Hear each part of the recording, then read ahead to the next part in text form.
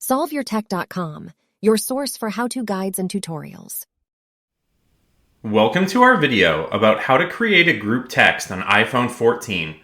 If this guide helps you out, then please consider subscribing and liking this video. If you would like to be able to create a group text message on your iPhone so that you can simultaneously text with multiple people, then you can do so through the Messages app. So get started by opening Messages. You can then tap the Compose icon at the top right corner of the screen, and then you can either start typing in the name of contacts or phone numbers, or you can tap the plus button and you can choose contacts that way.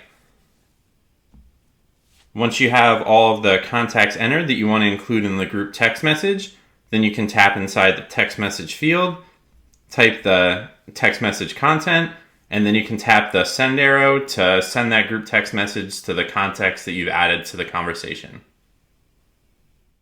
Make sure to like this video and subscribe to our channel to see more tech guides like this one.